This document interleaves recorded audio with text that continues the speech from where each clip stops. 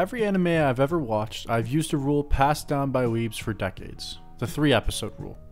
If you watch 3 episodes of a show and you're in, keep going and see it through.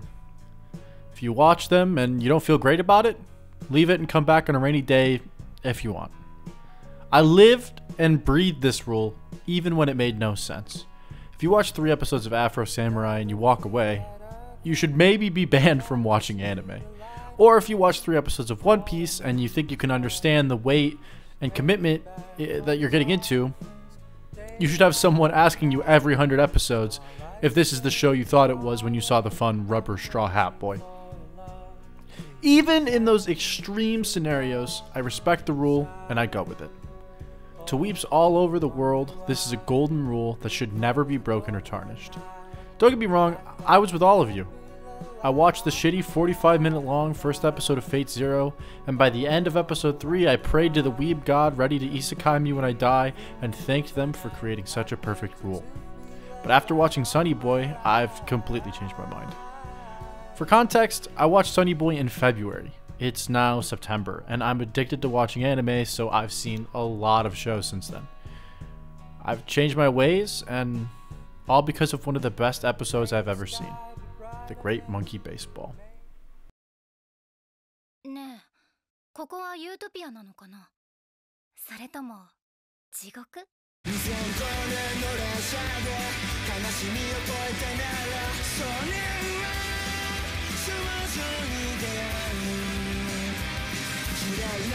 僕は私たちの俺たち君しかないあいつ君はあんたが彼女は誰かをあの子もみんなの私たちの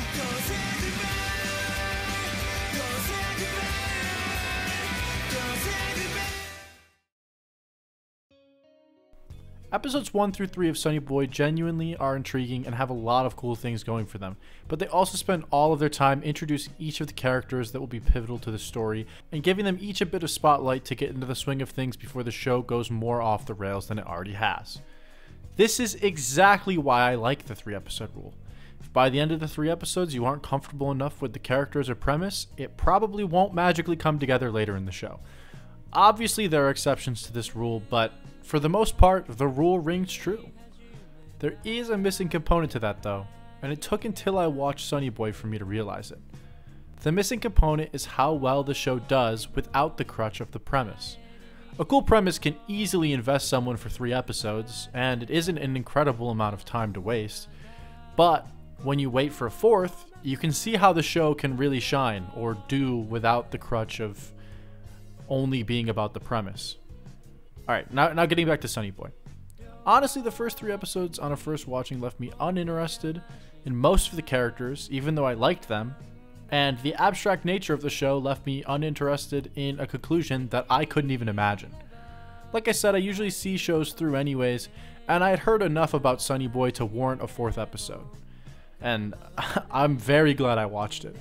In juxtaposition to the abstractness laid in front of us with the show's introduction, The Great Monkey Baseball roots itself in a story being told about a baseball game played by monkeys. The story is about a rookie monkey trying to make a change.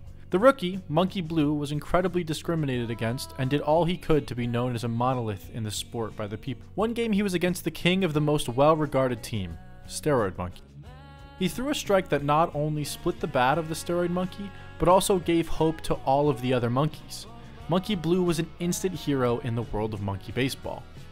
During a near perfect game, the world shifted, interrupting Blue's last pitch enough for the ball to be considered a ball instead of a strike, ruining Blue's perfect game. Everyone was upset at the umpire who made the call, including the rookie. Dejected, Blue asked the umpire why he made the call that he did. It was a close call, the game was practically already over, and everyone there wanted to see a perfect game.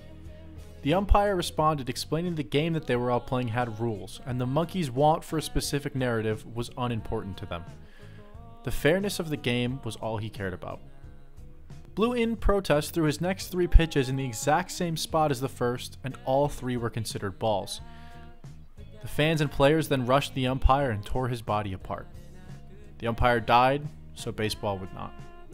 A profound dedication to the game he had sworn to uphold. Alright, now why is this important after they just set up the last 3 episodes to be a show about looking for an escape from an unknown world? Well, It dedicates its runtime to telling a compelling story in a very artistic and beautiful way that has no tangible takeaways until the story has been completely told. To the 3-episode rule, this is a stark contrast to his method of storytelling. If I watched only 3 episodes, I would have left Sonny Boy thinking it was a pointless, abstract distraction from the rest of the shows I've watched. But Monkey Baseball told me to stick with it until the end. Instead of judging something for how direct and quick it was to pull me in, I judged it on the story and the message it was trying to convey to me throughout. It just took until the end for me to realize what it was saying.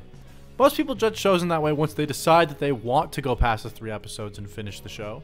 And I understand everyone can't watch every show all the way through, especially if they aren't hooked quickly. But I'm begging you to give up tradition and give it a try. Even just 1 extra episode. Because if I didn't, I never would have learned what Monkey Baseball was trying to teach me.